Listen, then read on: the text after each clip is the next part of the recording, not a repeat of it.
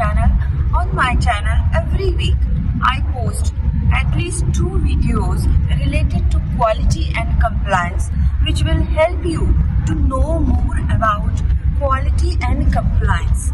Yes, if you are working in pharmaceutical industry, in any of the department, and you want to grow in your life, you want to make your career flourishing, and you want to stay always ahead from all other people in your department or in your company. So please subscribe to my YouTube channel, because on this channel I will share many things with you, which will help you to become the thought leader in the pharmaceutical industry. Yeah, guidelines teach you what to do, but they do not teach you how to do, right? And more than that, how to think and how to take the decision. Many times we cannot find in the guideline. Yeah, I also many times struggle to take the decisions, that what decision I should take, but those things are clear with the experience and the thought process, which help us, which help me many times to take the decision in favor of quality and compliance. Means on the side, what decisions I should take, and while approving the change control. So as a regulated professional, what I should accept, what I should reject, means how the things can be presented more in line with the expectation of the regulatory authority. So for that, we should have the experience, and also our thought process should be such that the things which are not written in the guideline, we should able to take the decisions quickly, because every time we cannot ask someone what can be what decision I should take for that, because even after anyone is so experienced or having more knowledge, many times it depends on person's wisdom and intellectual level, that to what thing he or she is going to give the priority. Okay. Hi, I am Dr. Rupali Paransby, founder of Blue Ocean Compliance Company. I am the best-selling author of my book Blue Ocean of Compliance. It is there on Amazon, and I am also the TEDx speaker. Okay. In today's discussion, I am going to share with you more than 10 things which are discussed in ICH Q10 guideline. Yeah, ICH Q10 guidelines. By the way, ICH Q10 guideline is about pharmaceutical quality system, right? So in pharmaceutical quality system, there is one diagram. It is there on. It is given in the guideline ICH Q10, in which the whole life cycle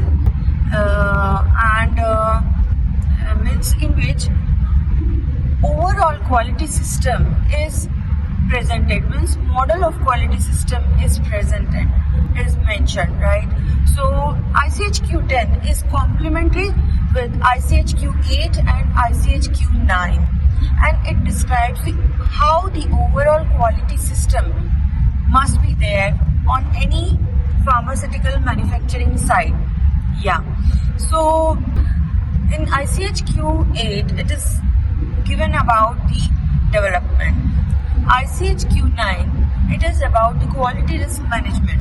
But how the overall products in any pharmaceutical manufacturing site, how the overall quality model should be there, it is there in the ICH Q10.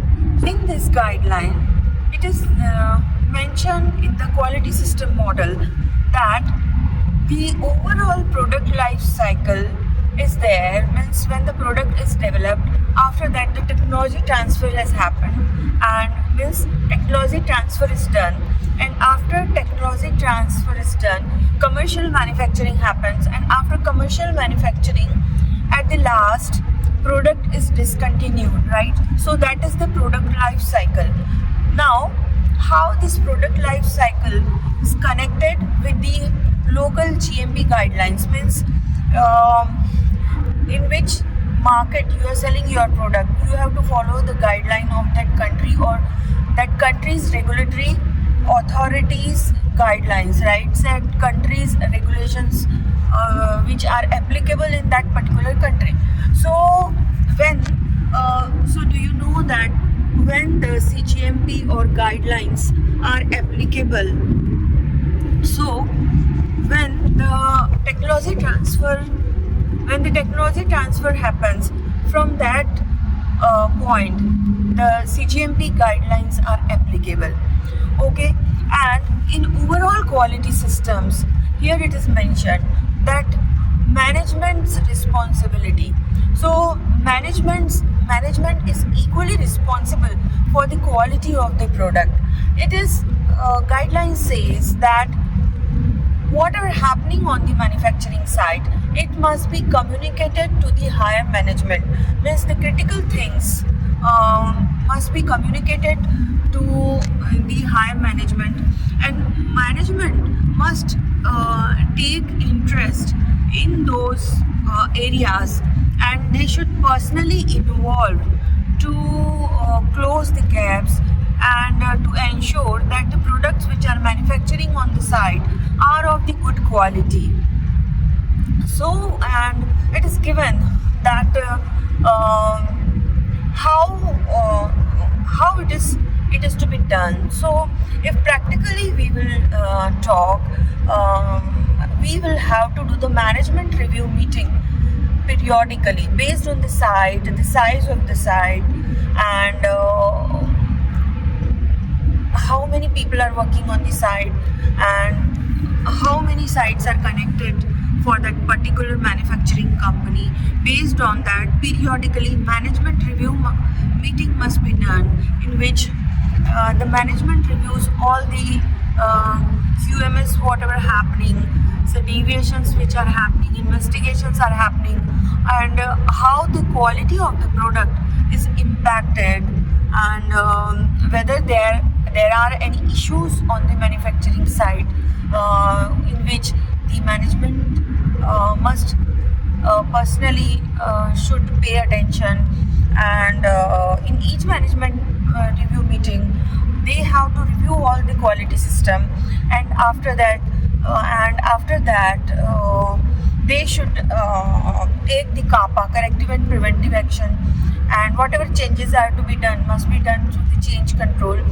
And after that necessary action must be taken, and in the next management review meeting it must be ensured that the open means the gaps must be closed.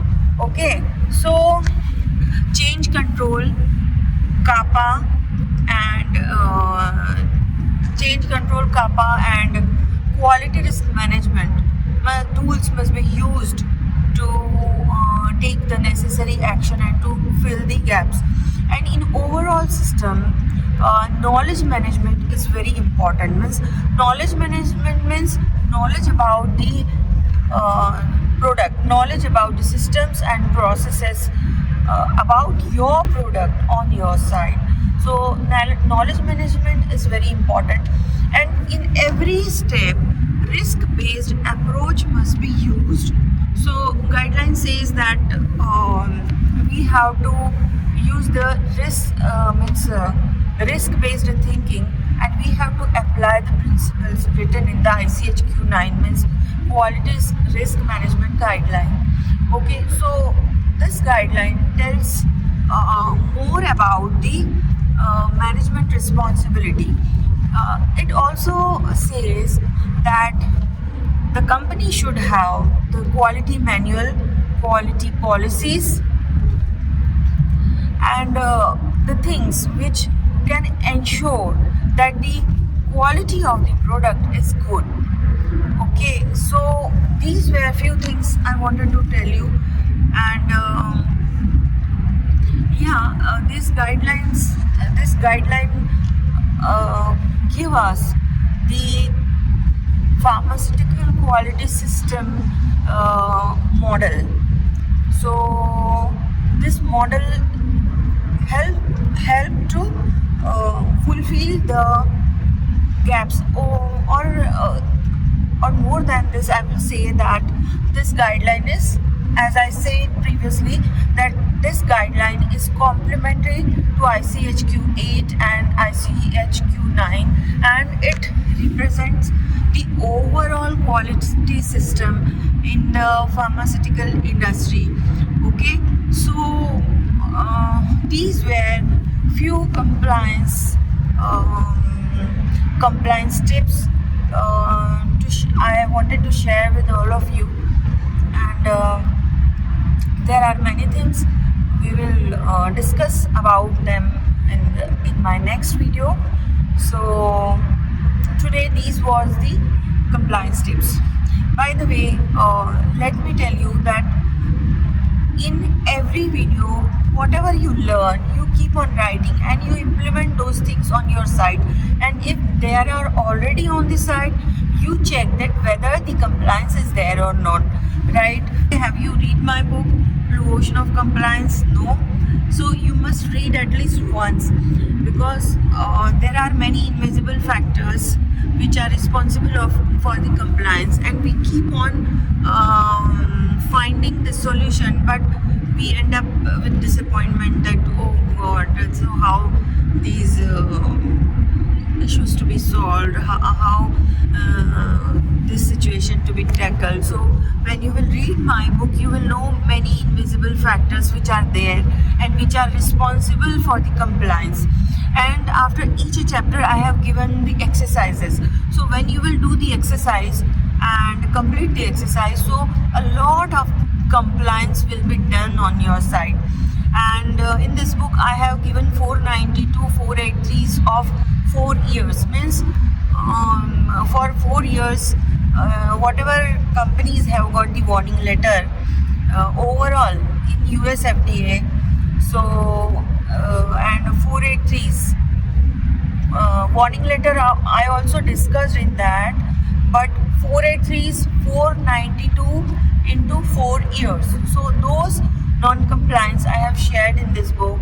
So when you will go through that, so after reading that, you can avoid getting those 483s on your site, and it will make the magic, right? So do not forget to read my book, and yes, you do not forget to subscribe my YouTube channel, because I strongly believe, and many leaders says that you are the average of 5 people you spend the time with. So make me one person, because I always talk about the compliance and quality, and you are, if you are the quality professional or compliance professional, so by listening that, you will able to get insight for many things, because everyone's thought process is different, and I have personally applied these thought process and principles personally, and I got success also when I was heading the company in compliance department. We have qualified the US FDA with 0483, and my client also got a result in US FDA with passing the inspection with 0483, not only once but twice, and one client has qualified the EDQM with no major and no critical observations, right?